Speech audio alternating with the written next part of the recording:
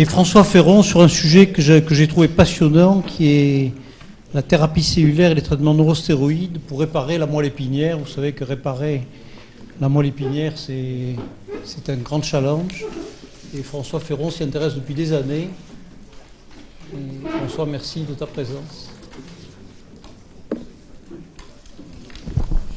Merci, bonjour à tous et merci la Fondation d'Avenir de m'avoir invité ainsi que l'Académie de chirurgie.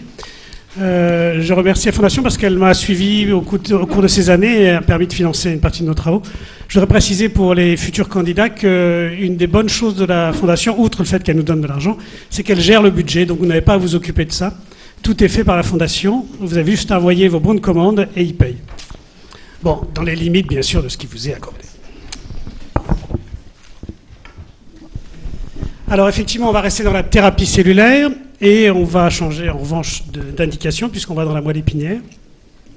Et je vais vous exposer un autre type de cellules.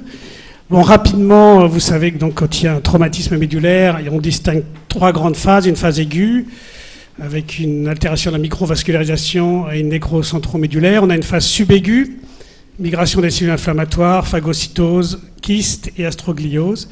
Et puis arrive la phase chronique, qui est évidemment celle qu'on essaye d'éviter, avec formation d'une cicatrice gliale, dégénérescence valérienne et migration des cellules de Schwann. Alors que faire face à ça? Eh bien, on a la thérapie génique, mais qui est en arrêt depuis de nombreuses années, malheureusement, mais ça reviendra, il faut attendre un peu. Facteur trophique, cicatrice gliale, matrice extracellulaire, facteur de transcription, tout ça est déjà à l'étude chez l'animal et marche plutôt bien, mais ce n'est pas encore possible chez l'homme. Ensuite, il y a quelques médicaments, toujours à laisser, facteurs trophiques, anti-inflammatoires, cicatrice gliale et myélinisation. La thérapie cellulaire, j'y viens à travers ce que je vais vous présenter, mais la thérapie cellulaire n'est pas simplement le fait de venir avec des cellules, mais c'est aussi des cellules qui vont jouer un rôle à la fois d'immunomodulateur, de neuroprotection, d'angiogenèse et de myélinisation. Et puis, bien sûr, il y a des efforts qui sont faits de manière très importante en kinésithérapie. Que ce soit la stimulation électrique, vous avez entendu sûrement ces grands travaux qu'ont fait la Une il y a peu de temps, en Suisse notamment, où la stimulation électrique de la moelle avait permis en grande partie de récupérer la locomotion. Alors ce que je vais vous présenter aujourd'hui, c'est une combinaison d'un médicament et de la thérapie cellulaire. Ce médicament, c'est le cholécalciférol, nous y viendrons tout à l'heure, et la thérapie cellulaire, ce sont les cellules languénantes olfactives nasales, vous en avez peut-être déjà entendu parler, mais c'est assez improbable. Alors, pourquoi ces cellules? Alors, on a ici donc une patiente qui n'a évidemment pas de problème de moelle épinière, mais qui va faire un don d'une biopsie nasale. Donc, c'est un chirurgien ORL qui la reçoit, qui va faire, avec l'endoscope, va surveiller un certain nombre de choses, la présence de polypes, la déviation de la cloison. Et il va, grâce à une anesthésie locale qui va durer 10 à 15 minutes, faire... Alors, ça, voilà l'anesthésie. Locale de la cavité nasale, et puis après, avec une pince girafe, va venir rechercher une biopsie, soit sur le septum, soit sur un des deux cornets, le supérieur ou le médian. Voilà, c'est une intervention qui prend en tout 15 à 20 minutes, qui se fait chez l'individu vigile, qui peut aussi bien sûr se faire chez l'individu en anesthésie générale. Les effets secondaires sont faibles. Sur les 500 interventions qui ont été faites au cours des dernières années dans ma pratique, eh bien, on a eu seulement une fois un saignement prolongé, qui doit être traité et considéré comme très sérieux, bien sûr.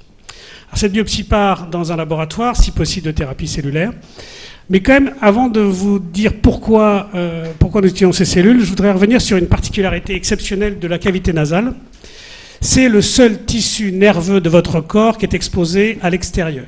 Donc imaginez que vous n'ayez pas... C'est comme si vous n'aviez plus de peau et que les terminaisons nerveuses étaient à l'air libre. Et bien c'est exactement ce qui se passe dans votre nez, puisque les neurones qui servent à détecter les odeurs affleurent dans la cavité nasale, baignés juste par un peu de mucus.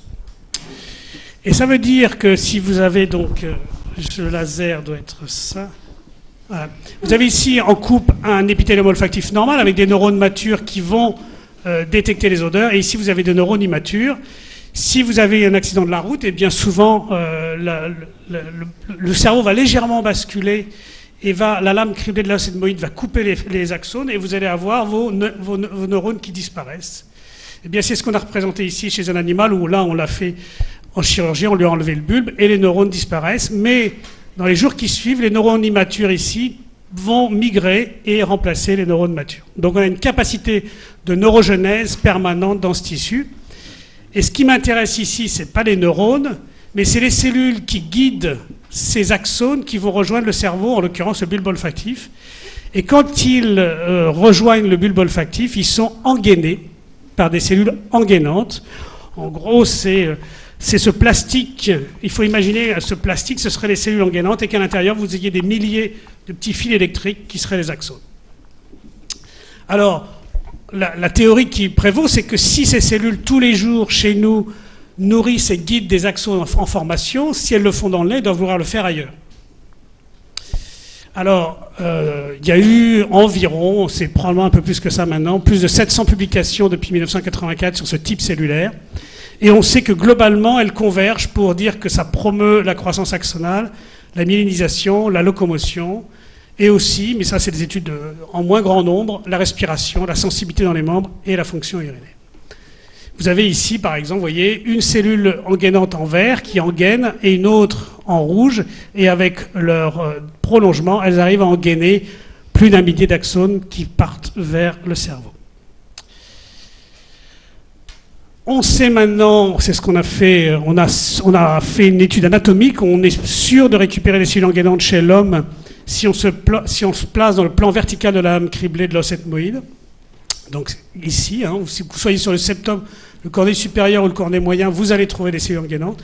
Et on a mis un protocole au point pour enrichir ces cellules jusqu'à 95% de ces cellules engainantes grâce à un milieu de culture qui contient soit du NT3, soit du TGF. Cela nous a conduit à mener le premier essai clinique mondial basé sur la greffe autologue de cellules engainantes olfactives humaines. Donc on a prélevé des biopsies, elles ont été mises en culture et retransplantées chez le même individu environ un mois plus tard. Alors, notre cohorte, c'était les critères d'inclusion de la cohorte, c'était d'avoir au moins 18 ans, d'avoir une blessure complète, c'est-à-dire aucune sensation au niveau du sacrum, d'avoir un traumatisme thoracique. Alors, on a choisi un traumatisme, on ne voulait pas être en lombaire parce qu'on considérait qu'il y avait trop de travail à faire pour les axones pour repousser, et on ne voulait pas être en cervical pour éviter d'induire une tétraplégie. Donc, on a choisi des conditions assez spécifiques qui sont un traumatisme entre T4 et T10 et un délai post-traumatique d'au moins 6 mois. Pourquoi ce délai? Parce que les chirurgiens convenaient que s'il n'y avait pas de récupération avant 6 mois, il n'y en aurait pas. Critères d'exclusion, une syringomyélie, une catégorie ASIA autre que A. Donc, pour mesurer la blessure complète, c'est quand vous avez A, c'est que vous avez une blessure complète, et après vous montez en B, C, D. D, c'est nous, les individus qui ont une locomotion normale. Voilà. Ça a été compliqué et long. On a analysé 600 dossiers médicaux avec interviews personnalisées. Sur ces 600 dossiers, seulement 12 répondaient aux critères d'inclusion et d'exclusion. Donc en fait, on a choisi un traumatisme très rare et on a pu retenir sur ces 12 seulement 6 personnes. Il nous a fallu 2 ans pour recruter 6 personnes et l'essai clinique, parce qu'on a suivi les patients sur 3 ans, a duré 5 ans. Il nous a fallu l'approbation de 3 comités d'éthique et l'administration des bonnes pratiques. Je précise que tout ceci se passait en Australie et que l'essai a été financé par la fondation de l'hôpital Princess Alexandra à Brisbane. Voilà, rapidement, c'était un essai clinique en simple aveugle, parce qu'en Australie comme en France, on n'autorise pas le double aveugle pour la thérapie cellulaire dans la moelle épinière. Je pense que vous serez d'accord avec ça.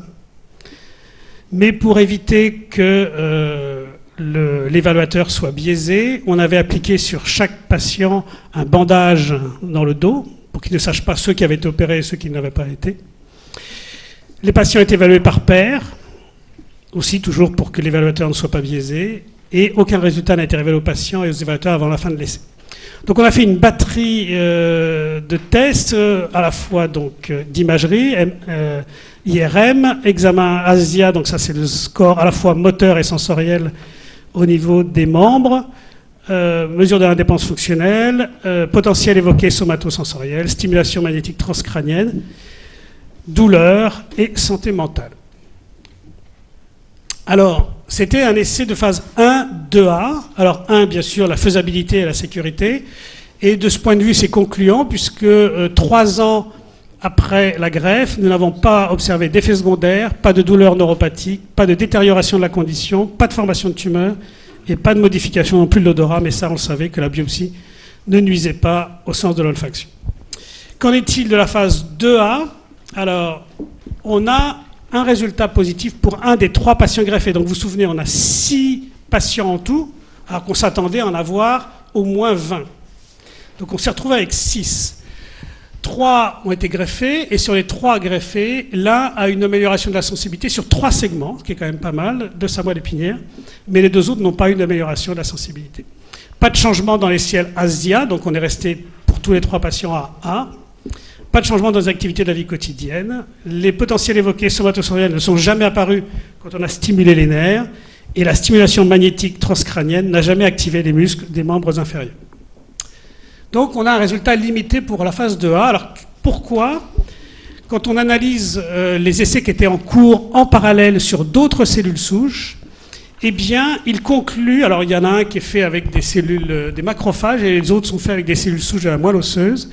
Eh bien les seuls bénéfices qui ont été observés, c'est chez les patients qui avaient été greffés dans les phases aiguës et subaiguës. Or nous étions volontairement mis dans la phase chronique. Donc ce qui pose un problème, c'est qu'effectivement, il faut qu'on soit capable de faire de la thérapie cellulaire de manière extrêmement rapide. Or, on est dans l'autologue, ce qui pose une difficulté. Si vous faites de l'hétérologue, vous avez une banque, vous prenez une cellule qui est compatible, vous la greffez dans les jours qui suivent le traumatisme. Quand vous êtes en autologue, vous devez d'abord prélever, faire la biopsie, cultiver vos cellules et les greffer, ce qui prend plus de temps. Alors, on a 2 solutions. La première, c'est d'accélérer la prolifération des cellules souches. Donc, on a mis au point un nouveau système de culture qui est basé sur des facteurs plaquettaires, qui permet d'accélérer quand même de manière notable le temps de production des cellules. Mais on reste quand même à un délai de 15 jours, 3 semaines. Donc, on se situe de toute façon dans la phase subaiguë. Mais en attendant de pouvoir cultiver et obtenir ces cellules, il faut essayer de ralentir l'horloge. Et donc l'idée, c'est d'avoir une molécule qui, pendant qu'on prépare les cellules, évite la neurodégénérescence et prépare le terrain pour la thérapie. Et donc on en vient à la partie médicamenteuse. Donc on s'est intéressé au calciférol, qui sont des hormones stéroïdes. Le cholécalciférol, il se lie à son récepteur, qui est un récepteur nucléaire. Il va venir reconnaître des éléments de réponse dans 1 millier de gènes environ, ce qui est considérable. 3% de notre génome est régulé par ce cholécalciférol. Et on sait maintenant, par de très nombreux travaux, que c'est une molécule qui est à la fois neurotrophique et immunomodulatrice, ce qui est très important quand il s'agit de réguler l'inflammation post-traumatique. Alors, on a fait un premier modèle animal. Cette fois, on a essayé de se rapprocher de la clinique humaine. Et on a utilisé un modèle de compression, qui est une des choses qui se produit le plus régulièrement chez l'homme. C'est soit un étirement, soit une compression. Donc on a utilisé un petit ballon et un cathéter Maverick. On s'est installé au niveau des thoraciques T9, T10. On a mis une pression de 6 atmosphères pendant 30 secondes, sans toucher à la durmelle. Et puis nous avons administré à ces rats, ou non, du cholécalciférol à la dose de soit de 50, soit de 200 unités par kilo, et ce pendant 12 semaines. Donc c'était une délivrance quotidienne, et vous voyez que 12 semaines après, on voit une amélioration. Donc on a ici le cholécalciférol par rapport au contrôle, qui améliore le nombre d'axones dans la partie distale, centrale et proximale. Autre point positif, elle améliore la spasticité. Alors, vous n'êtes peut-être pas familier avec le réflexe H, mais si vous, par exemple, vous stimulez un muscle, le nerf plantaire latéral au niveau de la cheville, vous allez le stimuler et vous allez avoir ce qu'on appelle une onde M, donc au niveau de l'électromyogramme. Et si vous continuez à stimuler, vous allez avoir les fibres sensorielles qui vont remonter au cerveau, et ça va faire ce qu'on appelle le réflexe H. Et si vous stimulez de manière répétée ce nerf, le cerveau dit « j'ai compris » et il va abolir le réflexe H. Et ce que vous observez ici, c'est que quand on a administré de la vitamine, du cholécalciférol à ces animaux, eh bien on a, notamment à UV200, on a une amélioration très nette de cette spasticité, donc de cette abolition du réflexe H. Ce qui est traduit ici sous forme de ce graphe.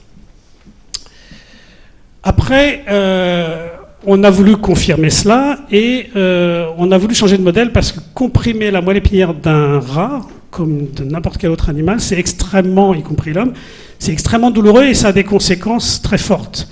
Par exemple, vous devez vider la vessie 2 fois par jour, tous les jours, pendant 15 jours. Vous devez donner de la morphine parce que l'animal est dans la douleur. Donc on a choisi un modèle animal moins douloureux et on a opté pour l'hémisection, qui n'est pas une condition fréquente chez l'homme, voire très rare, mais qui a l'avantage d'être moins douloureuse pour l'animal et aussi pour l'opérateur. Donc on a fait une hémisection, vous voyez ici au niveau de la moelle, et on a délivré le cholécalciférol, soit le jour même de la lésion, soit une semaine après. Et vous allez le voir, on a fait un premier test, donc qu'on appelle le test de l'échelle. Vous avez ici un animal contrôle qui n'a aucun problème pour monter l'échelle. Il se sert de sa patte gauche comme de sa patte droite puisqu'il n'y a pas eu de lésion.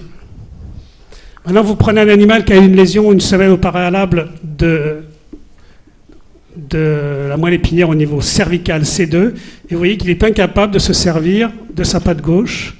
Il n'arrive jamais à attraper les barreaux. Maintenant, le même animal, 12 semaines plus tard, mais toujours traité avec le véhicule, l'excipient, mais toujours pas le cholécalciférol, et vous voyez qu'il a toujours l'incapacité d'accrocher la barre. Il n'y a pas eu de modification de sa locomotion. Et maintenant, voici l'animal qui a eu le cholécalciférol. Vous voyez, c'est pas aussi parfait qu'un contrôle, évidemment, mais il est capable d'agripper la barre et de monter l'échelle en s'aidant de ses 2 membres supérieurs. Voilà, il est un peu fatigué, c'est la fin de la journée. Alors, voici ce que ça donne. L'amélioration est quand même spectaculaire. Vous avez donc ici le score des animaux contrôle. Vous avez ici, au bout de 12 semaines, le score des animaux avec le cholécalciférol dès la lésion. Ici, vous avez le cholécalciférol 7 jours après la lésion. Et ici, les animaux traités avec le véhicule. Ça se traduit également au nombre d'axones. Si vous regardez le nombre d'axones chez les animaux contrôle, ici, ceux qui ont reçu le cholécalciférol, il y a une augmentation significative enfin, dans la partie proximale et dans la partie distale. Voilà, cela nous donne l'idée de lancer cette année un essai clinique de phase 2 multicentrique qui s'appellera Vivide, qui va concerner 30 patients. On aura cette fois un traumatisme de niveau C5, C7, c'est-à-dire cervical, donc potentiellement des gens tétraplégiques.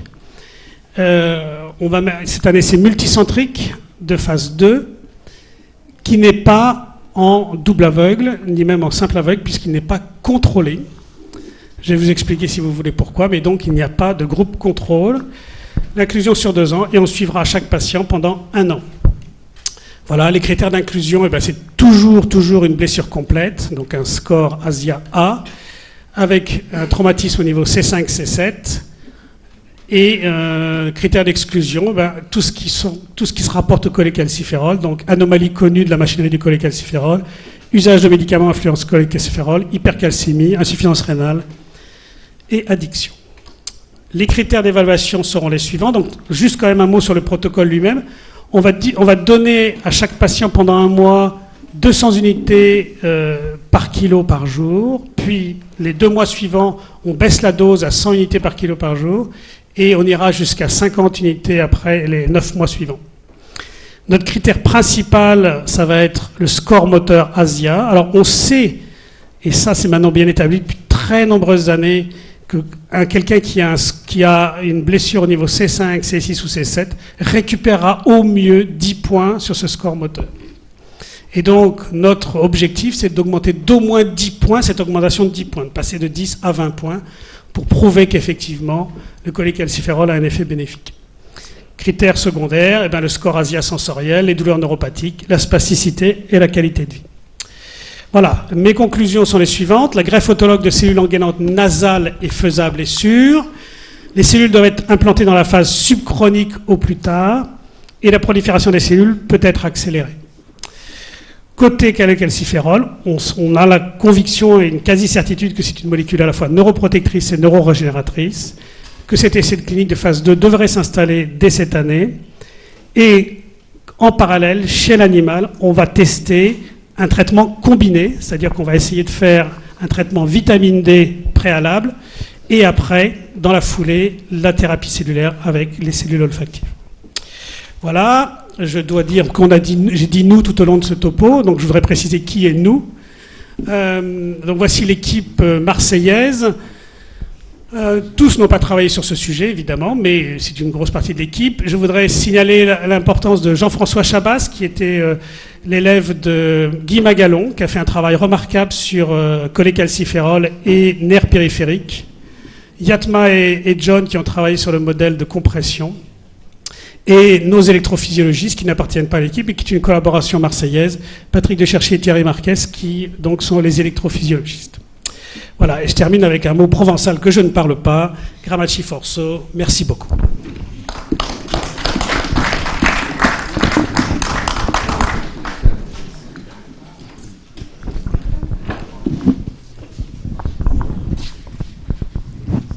Philippon, Paris. J'ai évidemment été très intéressé par votre communication qui soulève le problème non résolu actuellement thérapeutique des lésions traumatiques de la moelle épinière. Si vous permettez, j'ai une double question. Est-ce que vous ne pensez pas, première question, que le type de lésion qui détermine la paraplégie va aussi modifier probablement le pronostic et qu'on n'a pas le même entre une contusion, une hémisection ou d'autres types de lésions? Et si vous permettez la deuxième question maintenant, ou plus tard, la deuxième question, quel rôle précis le cholécalciférol va jouer, et en particulier, pensez-vous, du fait de son caractère neurotrophique, qu'il va jouer sur la cicatrice gliale qui était pour beaucoup l'obstacle majeur de la récupération des traumas médulaires? Merci.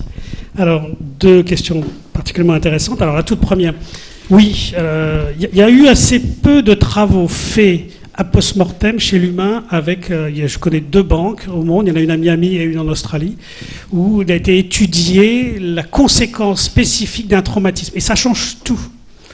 La contusion, la compression, l'élongation ne donnent pas les mêmes conséquences. Il y a la première phase puis la deuxième phase, ça ne donne pas les mêmes conséquences. Et même le choc même, c'est-à-dire pour une compression, le choc X ne sera pas comparable au choc Y et donnera des conséquences différentes. Donc oui, vous avez entièrement raison. Chaque individu est unique en termes de trauma médulaire. Pour répondre au cholécalciférol, évidemment, on est très intéressé pour savoir s'il agit sur la cicatrice gliale. On peut uniquement prédire qu'il est plutôt antimitotique. Donc s'il joue ce rôle au sein de la moelle épinière, il devrait limiter la prolifération des cellules gliales, notamment les astrocytes. Mais on ne l'a pas encore prouvé. Mais c'est quelque chose qu'on essaye de faire, vérifier que le cholécalciférol, je précise que le cholécalciférol, je l'ai appelé de son nom scientifique, communément c'est la vitamine D3. Le cholécalciférol devrait, si tout va bien, plutôt limiter la cicatrice gliale.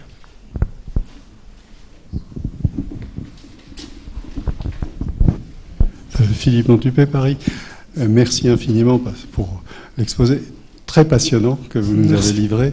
Et en même temps, vous nous avez posé une question, donc je vais vous la retourner, très simpliste, à propos du simple aveugle, double aveugle et de l'Australie. Donc la question, c'est d'une part, pourquoi Brisbane et l'Australie en connexion avec la Fondation de l'Avenir? J'ai pas compris. Et puis, ce simple aveugle, double aveugle, est-ce que vous pouvez préciser un petit peu? Très bien. Alors, j'ai passé 7 ans en Australie, je suis devenu australien. Et nous avons fait cet essai là-bas parce que j'avais été recruté par l'Australie pour mener cette technique là-bas. Donc c'est après ma thèse que j'ai été recruté en Australie, d'accord? Donc on a fait cet essai clinique et quand je suis revenu en France, c'est Guy Magalon qui m'a alpagué pour mon plus grand plaisir et qui m'a dit il faut que tu nous aides à participer au centre de thérapie cellulaire de Marseille. Donc ce que j'ai fait avec grand plaisir. Et la Fondation d'Avenir a continué à financer nos travaux chez l'animal, pas chez l'homme, d'accord? Donc l'essai clinique australien est purement australien, la Fondation d'Avenir n'y est pas impliquée. Mais en revanche, la Fondation d'Avenir est impliquée dans les travaux subséquents qui, chez l'animal et les cellules et la thérapie cellulaire en général. D'ailleurs, ils nous financent sur la moelle épinière, mais aussi sur la maladie d'Alzheimer, parce qu'on fait des greffes de ces cellules chez la maladie d'Alzheimer, dans un modèle d'Alzheimer.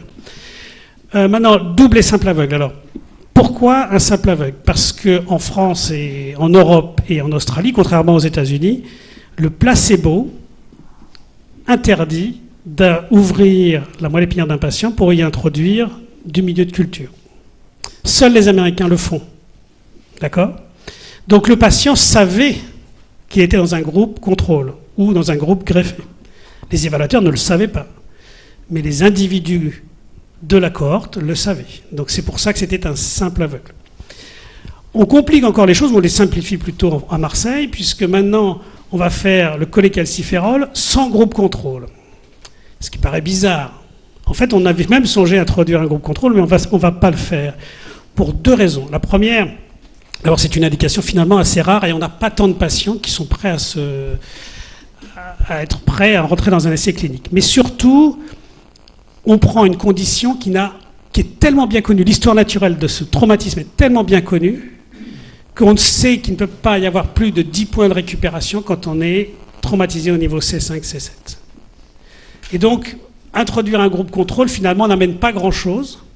Et comme ça reste un essai de phase 2, on se dit que l'important, c'est de prouver un éventuel effet bénéfique sur une cohorte plus petite, mais qui bénéficiera du cholécalciférol, en sachant qu'aussi, humainement parlant, c'est toujours plus facile d'inclure des patients dont on sait qu'ils auront la molécule. C'est toujours plus compliqué de dire à un patient, vous serez peut-être dans le groupe placebo, surtout quand on a un traumatisme de cette nature. Voilà. Donc, humainement, techniquement et au niveau de la population générale, c'est quand même plus facile, dans ce cas précis, de ne pas avoir de groupe contrôle, mais parce que l'indication le permet. Dans une autre indication, elle ne le permettrait probablement pas. Merci. On va avancer. Alors,